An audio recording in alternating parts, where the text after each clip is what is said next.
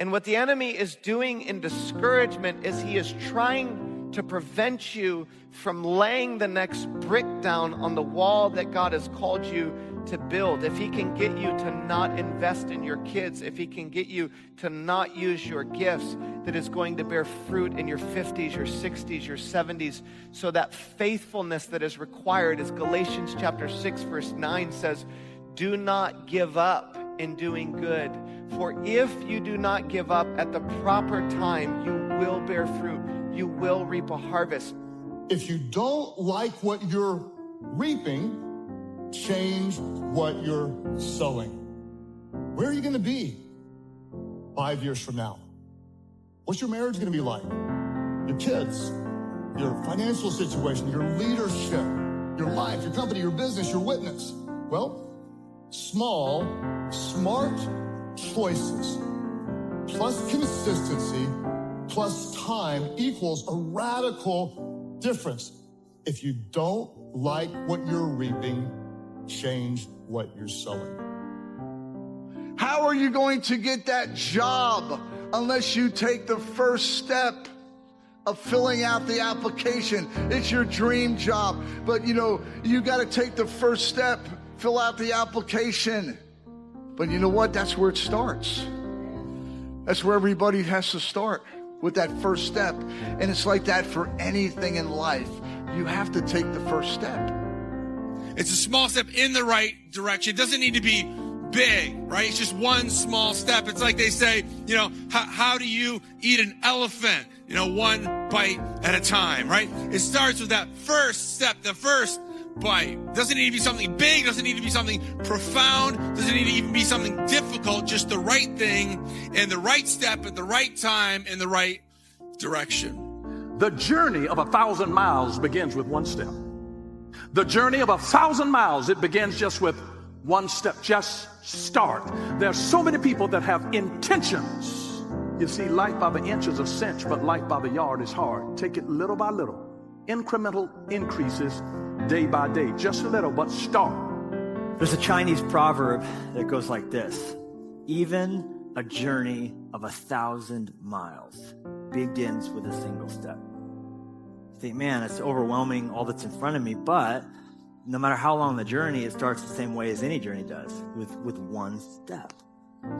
Start with whatever God places on the inside of you. You may not think it's big to other people, but it may be big to you. And if you start it, you will be surprised at some of the most miraculous things that can happen if you just take the courage to start. You're going to have to overcome fear if you're going to move forward in your life. If you're going to accomplish anything, you're going to have to overcome fear. Listen to Isaiah 41:10. This is a great verse, man. I just love this verse. 41:10. It says, do not fear, for I am with you. Do not anxiously look about you, for I'm your God. I will strengthen you. Surely I will help you. Surely I will uphold you with my righteous right hand. God is telling us, do not fear. Don't be scared. Don't be afraid. But most people never pass this step. Fear trips up a vast majority of people that they never even get to step 2. You cannot let your life be dominated by fear. Fear of failure, fear of loss, fear of it not working out. You have to understand that God is with you, that God can help you, that God can overcome any obstacle. Will you have fear as you start stuff? Absolutely. Wonder why? Because there are so many unknown factors. And those of you who are guilty of overthinking, there will always be possibilities of things that could go wrong. That this could go wrong and that could go wrong. And you might start feeling like you could get in over your head, but start anyway. And sometimes people say, well, I don't know how it's going to be if I start this off. How is it going to be down the road? Just forget about all of that. Dr. Martin Luther King Jr. said that you don't have to see the whole staircase. Just take the first step. In Psalm 119:105, your word is a lamp to guide my feet and a light for my path. Your word is a lamp to guide my feet and a light for my path. The thing I love about this verse is this.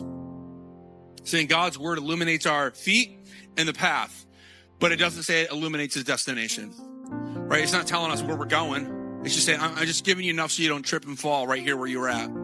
It's illuminating where my next step is going to be and a little bit ahead. Your word is a lamp to guide my feet and a light for my path. It's not showing the entire journey, just where I'm at right now.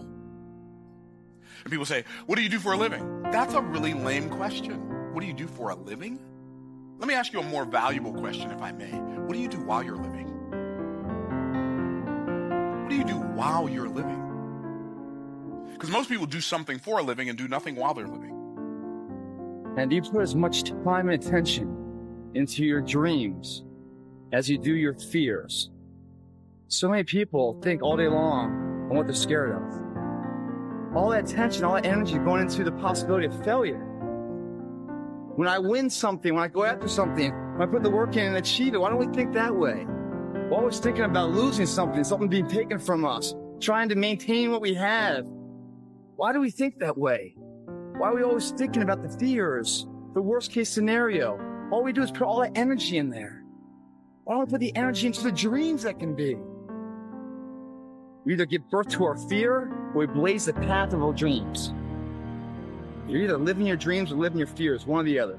And which one are you giving the most time to? Well, I think one reason people don't change their lives is because they don't think they can. All of us have had people in our lives at some point in our lives in the past tell us that we are not enough, something enough.